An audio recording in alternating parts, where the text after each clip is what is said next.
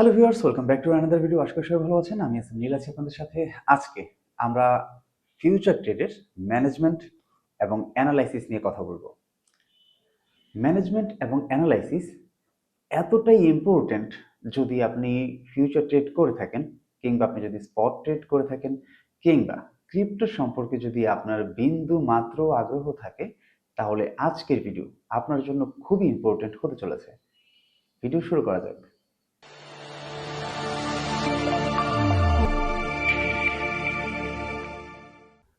দেখেন, আমরা যারা ফিউচার ট্রেড নিই, অনেক সময় এমন হয় যে আমরা যে অ্যানালাইসিসটা করি সেই অ্যানালাইসিসটা অল্পের জন্য একটু ভুল হয়ে যায়, বা অল্পের জন্য একটু আমাদের টার্গেট মিস হয়ে যায়, কিংবা অল্পের জন্য আমাদের স্টপ লস হিট করেও আমাদের যে টার্গেট প্রফিট সেটাতেও আবার চলে যায়। আমি খুব ইজিলি আপনাদেরকে বোঝাই। গতকালকে একটা ঘটনা ঘটেছে আমার সাথে, আমি এটাই দেখাচ্ছি আপনাদেরকে। এখন আমি বিটগেটে আছি এবং রিভার যে টোকেনটা, এই রিভার টোকেনটাতে আছি। এটা একটা হাই ভলাটাইল কয়েন। তো এখানে গতকালকেই আমি একটা ট্রেড নিয়েছিলাম। গতকালকে ট্রেড নিয়েছিলাম এই যে রেড ক্যান্ডেলটা দেখতে পাচ্ছেন, এই যে এটাতে। তো এটাতে আমি ফার্স্ট আমি এটাতে দিয়েছিলাম, স্টপ লস দিয়েছিলাম 17, এবং আমি কল নিয়েছিলাম 19.10 সেন্টের মধ্যে। তো তারপরে রাতে যখন আমি ঘুমাতে যাব, তখন আমার মনে হচ্ছে যে এটা আমি আরো এক বাড়িয়ে দিই। তখন এটা আমি 16-তে আমি স্টপ লস দিয়েছি এবং রাতে আমি ঘুমিয়েছিলাম।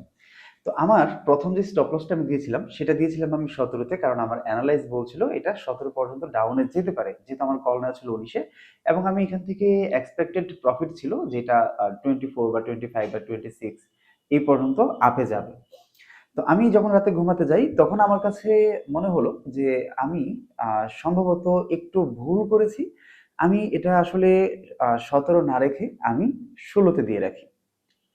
এখন কথা হচ্ছে, আমি যদি এটা অবজার্ভ করতাম, আমি যদি না ঘুমাতাম, আমি যদি এটাতে সময় দিতে পারতাম, তাহলে কিন্তু এই যে 17-তে নেমে 17 ওভার করে যে 16 পর্যন্ত গেছে, এটা কিন্তু আমি মনিটাইজ করতাম এবং ওই সময়টাতে আমি এই কাজটা করতাম।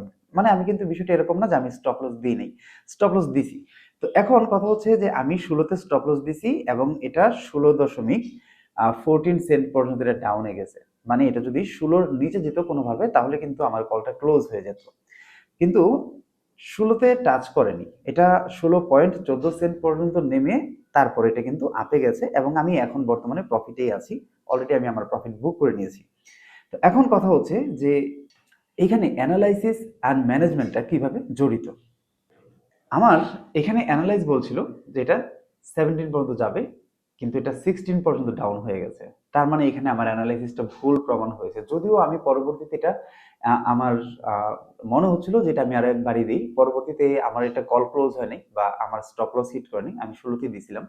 এটা হচ্ছে ম্যানেজমেন্ট। ম্যানেজমেন্টটা হচ্ছে এরকম যে আমি আমার অ্যানালাইজ বলছি এটা 17 পর্যন্ত যাবে, এটা 16 পর্যন্ত যেতে পারে, এটা অস্বাভাবিক কিছু না, এটা খুবই স্বাভাবিক।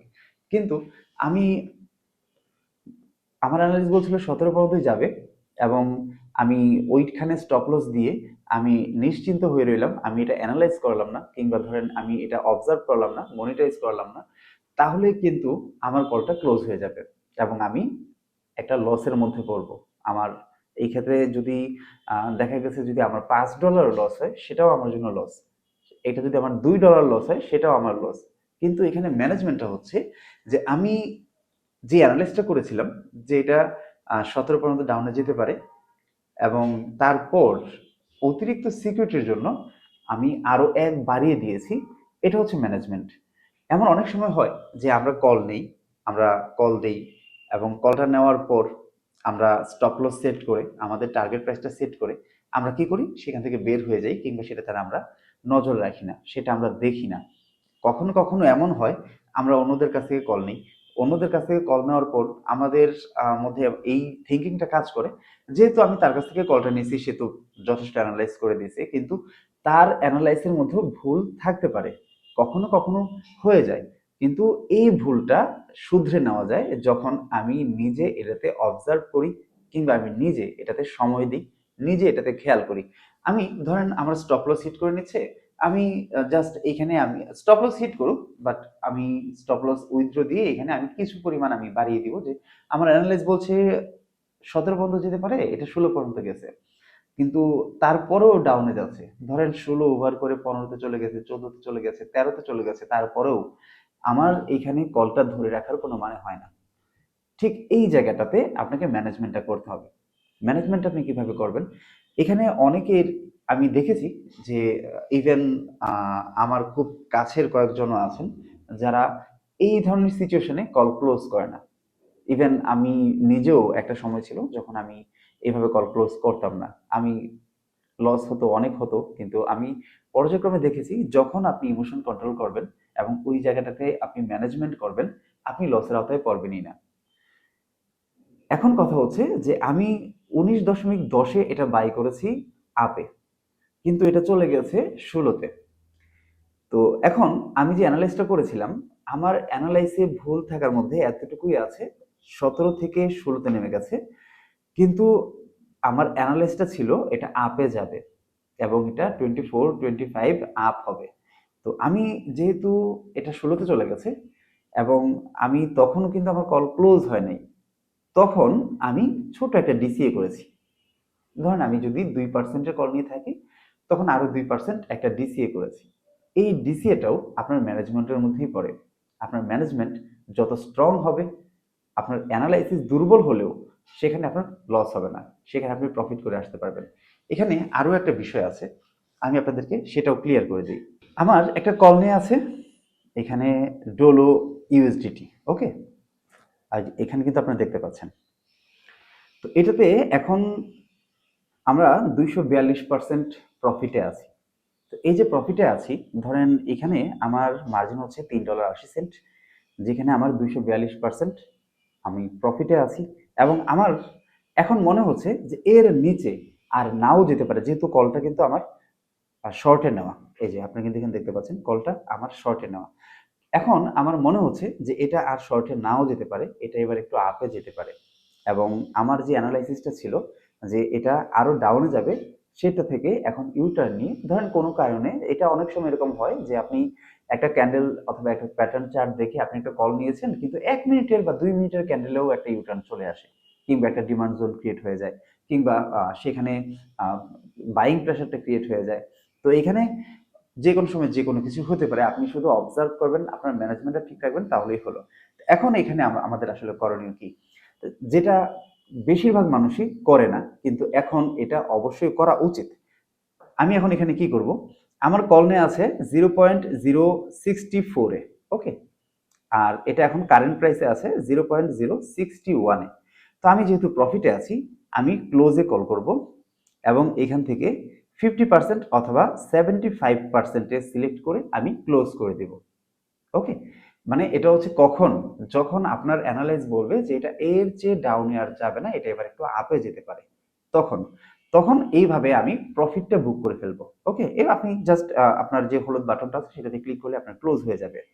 আচ্ছা, এরপর যেটা করব, আমি স্টপ লসে সিলেক্ট করব, এবং এই যে আমি নিয়েছি, কিন্তু এখানে কিন্তু দেখাচ্ছে আপনার 0.64-এ আমি নিয়েছি।